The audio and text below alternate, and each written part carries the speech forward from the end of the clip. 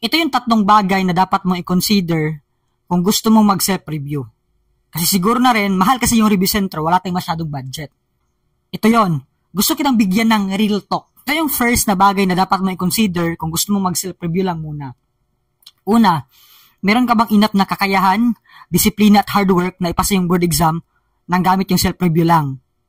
Baka naman sa undergraduate years mo, gumraduate ka lang, ang lakas mo mangopya. Mangopya ka sa mga exam, mga assignment mo.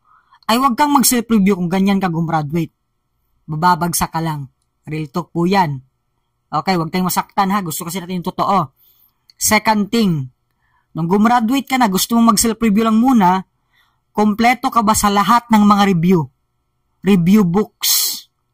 Yung mga libro na kailangan para ipasa yung board exam. Lahat po ng area ng subject, kompleto ka ba? Hindi necessary na yung libro mo ay physical book o yung hardbound na book.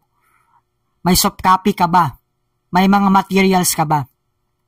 Kung wala, wag kang mag-self-review. Babagsak ka lang. And ito yung third and last probably.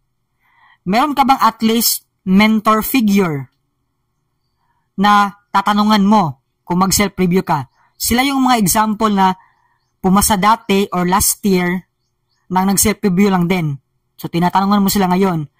Or baka kaibigan mo na nauna sa'yo, gumraduate. Tatanungan mo na sila ngayon.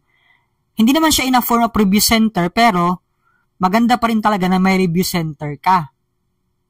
Kaysa, kung wala yung tatlong mga aspeto na yon, I really tell you, malaki yung porsyento babagsak ka. So, kung gusto mo mag-self-review, tanungin mo yung sarili mo sa ganyang mga aspeto. May kakayahan, disiplina at hard work ka ba? Ngayon, kumpleto ka ba sa mga materials mo, soft copy o hardbound books? And may mentor figure ka ba sa buhay mo? Kung meron naman yung tatlo, kaya mo lang. Hindi naman talaga requirements yung review center. Depende pa rin yan sa'yo.